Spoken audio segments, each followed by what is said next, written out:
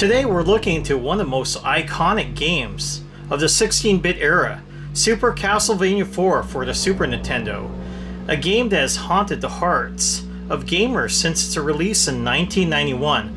But the big question remains, is this game a remake? Let's explore the history, gameplay, characters, and why Super Castlevania IV still stands the test of time.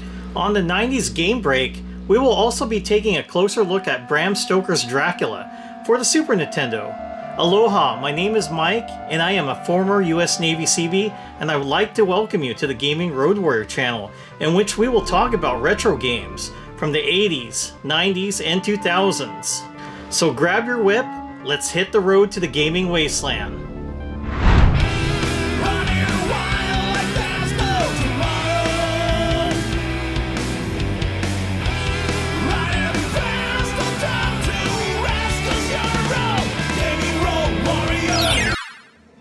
I first encountered this game as a kid, and like many of my best childhood memories, it all started with a trip to the video store.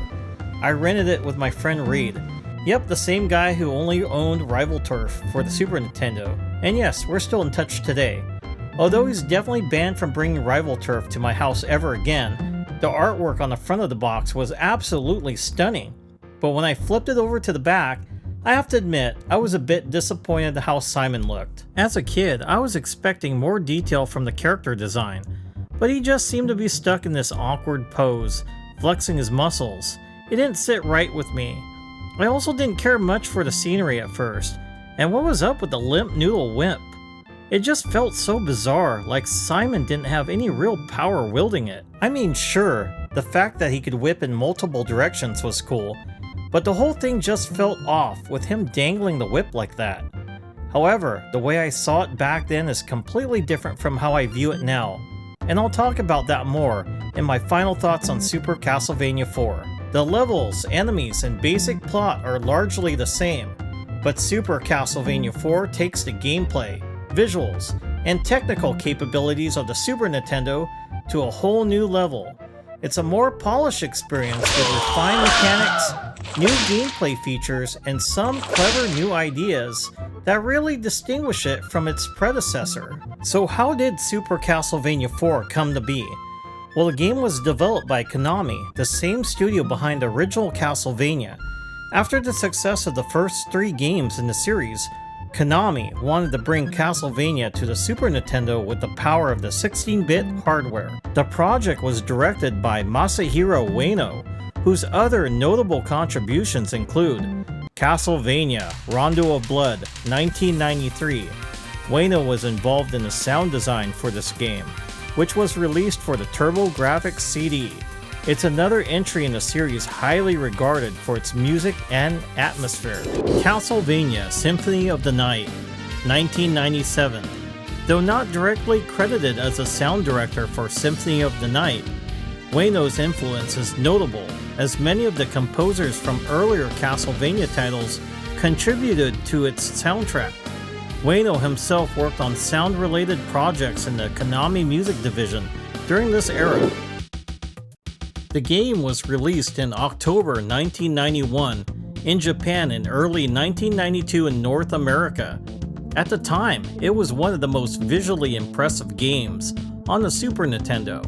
And it didn't just look great, it also featured a phenomenal soundtrack composed by Masanori Adachi and Taro Kudo, with haunting melodies that are still beloved by fans today. Now let's talk about gameplay. Super Castlevania IV is a side-scrolling action platformer, and it builds upon the core mechanics of the original Castlevania games, with some important upgrade. For starters, the control scheme is much more fluid than its predecessors. Simon's whip is no longer just a basic forward attack. In Super Castlevania IV, you can whip in all 8 directions. This makes combat far more dynamic and allows you to take on enemies from any angle, a major improvement over the original. The game also introduced some new platforming mechanics. For example, Simon can swing from chandeliers, a feature that's become iconic in the series. The levels are varied with a mix of outdoor environments, castles, and dark forests, each packed with hazards and traps. But what really makes the gameplay shine is the game's pacing. The levels are challenging but never unfair. As for characters, Super Castlevania IV focuses on Simon Belmont, who returns as the protagonist. He's a legendary vampire hunter and heir to the Belmont family's whip-wielding legacy.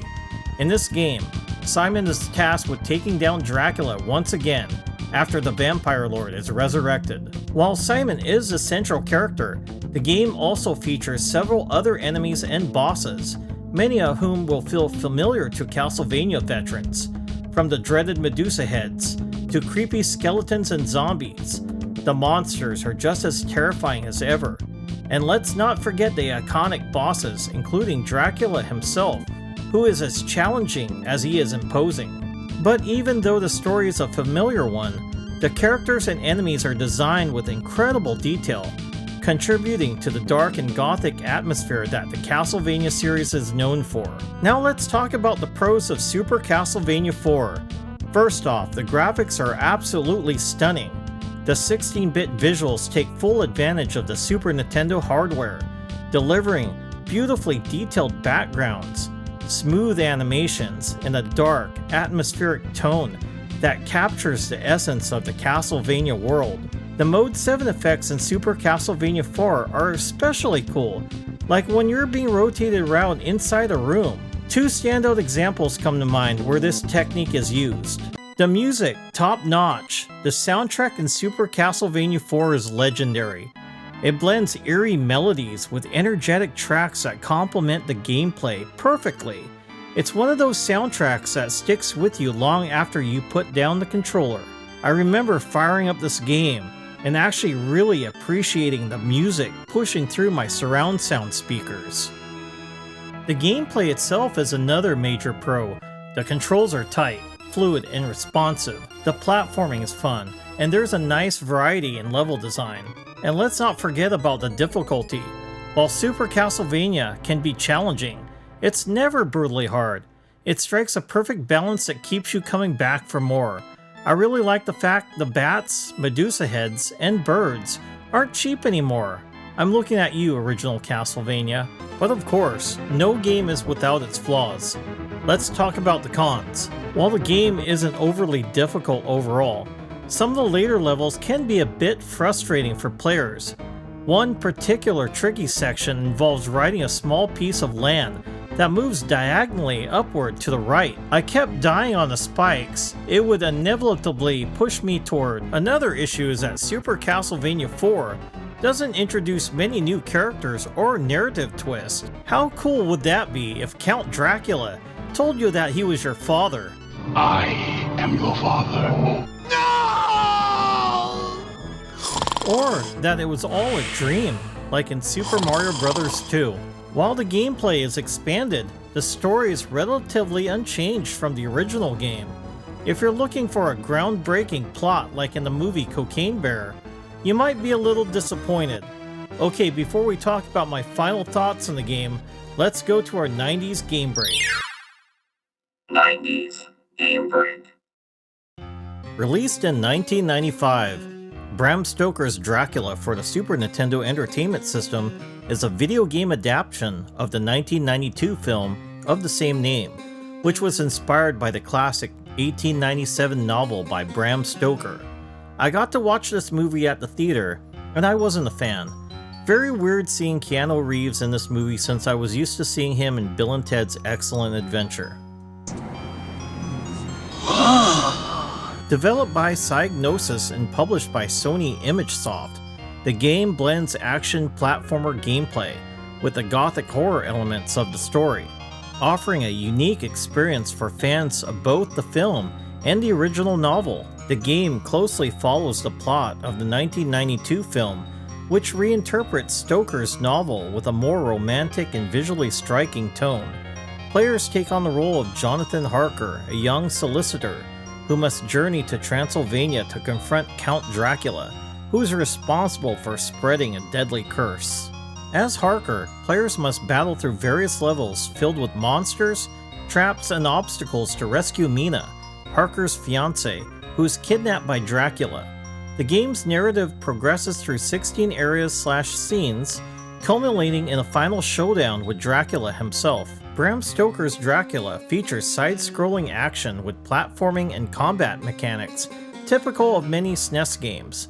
Players control Jonathan Harker as he navigates through various levels, each representing different stages of the story. The sword when found is very overpowered, which is fine by me though. The gameplay incorporates a mix of combat, using Harker's sword as well as other weapons like throwing daggers, and puzzle-solving elements. The player must defeat enemies ranging from wolves and bats to undead creatures with a focus on timing, precision, and resource management to progress. The levels are divided into different locations, including Dracula's castle, a graveyard, and a haunted house, each with its own unique set of challenges. Bram Stoker's Dracula for the SNES has a few secret areas hidden within its levels. These hidden areas often contain extra items, power-ups, or health boosts that can help you progress through the game.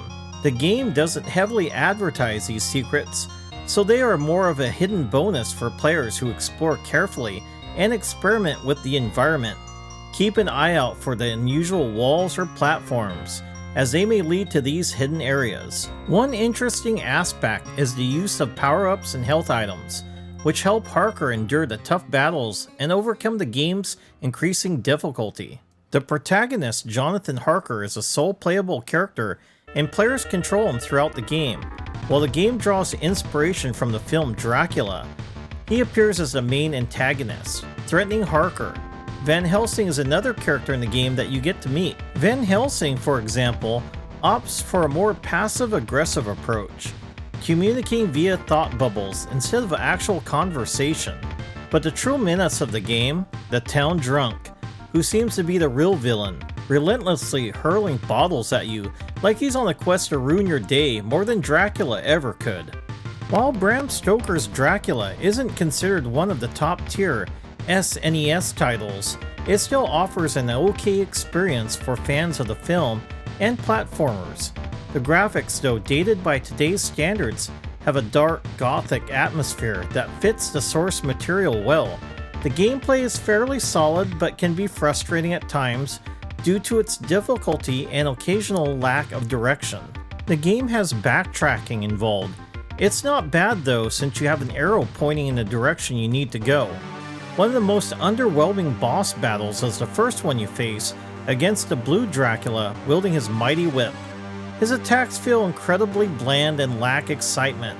Just take a look at how unimpressive his whip strikes appear. I didn't find much enjoyment in playing this game, which is ironic since I rented it from the same video store where I picked up Super Castlevania IV. If you're looking for my advice, I'd recommend skipping it. But hey, you might end up enjoying it. So is Super Castlevania IV a remake? Well, the answer is a bit of both. While it shares many similarities with the original Castlevania, which first launched on the NES in 1986, it offers a fresh take. You still control the iconic Simon Belmont on his mission to defeat the dreaded vampire lord, Dracula, but the stages, bosses, enemies, and even Simon's appearance have all been reworked. Gone is the leather armor from the original, replaced with a more detailed suit of armor. Though it retains the spirit of the original, Super Castlevania IV is less of a direct remake and more of a reimagining of the classic.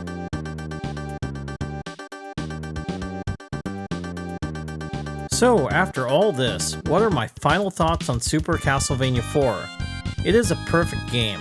Well, not quite, but it's very close. It manages to be both a love letter to the original Castlevania and a bold reimagining that capitalizes on the Super Nintendo's strengths.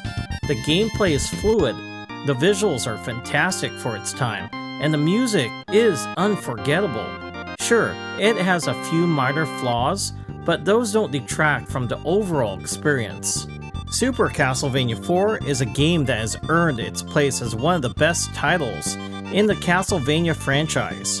And if you've never played it, I highly recommend giving it a shot. Whether you're a fan of platformers, action games, or just want to experience a true SNES classic, this one's a must-play. I've been meaning to finish this game for a while, thinking I needed to complete it to confirm whether my previous impression was still accurate. However, after revisiting it, I've come to appreciate some of the details I've overlooked before. For example, Simon's sprite work makes more sense now, especially his armor. He needs to be able to take those attacks from his enemies. I've also warmed up to the whip twirling. Though I don't use it often, it's helpful in certain situations where the straight attack just doesn't reach the enemies.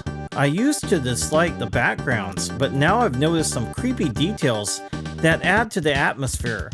I saw skeleton heads following me with their eyes, and there's this unsettling painting of a lady that briefly holds you in a place. The floating horse heads were also surprisingly freaky. I didn't think too much of them at first, but now they really stand out. I also love how Simon can attack in all directions, and the game doesn't feel as punishing as the original Castlevania on the NES, which I beat in the past video. Now that was brutal. This game was an absolute blast, especially since this was my first time beating the game. It's going to be one of those popular titles I can pick up and play over and over again. Unlike the original Castlevania, I'm totally in love with it now, and I just wish my younger self had kept playing it to fully appreciate what a true masterpiece it is. The box cover is absolutely stunning to me, truly a work of art. I even have a framed poster of it proudly displayed in my game/movie room, adding a touch of nostalgia and beauty to the space.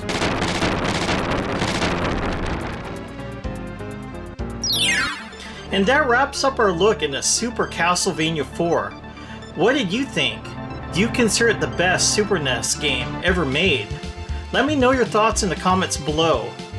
Take care and remember, gaming is your road to adventure.